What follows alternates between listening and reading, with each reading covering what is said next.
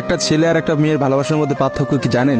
একটা মেয়ে একটা ছেলেকে পাগলের মতো ততক্ষণ পর্যন্ত ভালোবাসে যতক্ষণ পর্যন্ত না সেই মেয়েটা ওই ছেলেটার থেকে ভালো কাউকে পায়। আর একটা ছেলে যখন একটা মেয়েকে ভালোবাসে, তাকে যদি পৃথিবীর সব থেকে সুন্দর মেয়েটাকেও এনে দেওয়া হয়, তবু ওই ছেলেটা তার সেই ভালোবাসার মানুষটাকেই চয়েস করবে। এটাই হচ্ছে একটা ছেলে আর একটা মেয়ের ভালোবাসার মধ্যে পার্থক্য।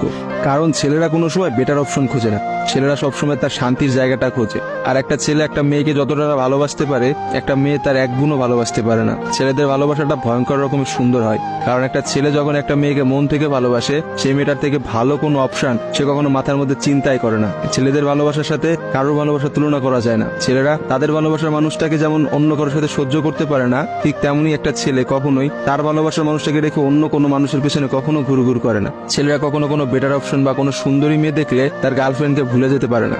একটা ছেলের ভালোবাসা আপনি কখনোই একটা মেয়ের ভালোবাসার সাথে তুলনা করতে পারবেন না, কারণ মেয়েদের ভালোবাসাটা তো তুচ্ছ।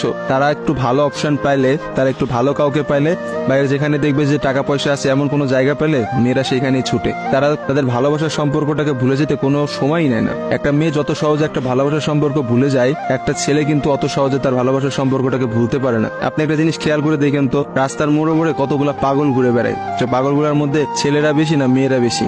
আসলে নারীর ছলনার কাছে হেরে গিয়ে কিন্তু ছেলেরা পাগল হয়ে যায়। আর তারাই কিন্তু সমাজে নানা রকম জায়গায় ঘুরে বেড়ায়।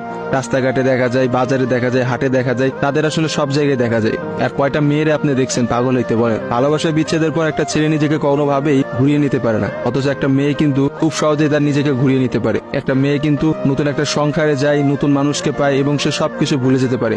আসলে ভাই, নারীদের ছলনা বোঝার ক্ষমতা না ছেলেদের এখনো হয় নাই। একটা কথা আছে,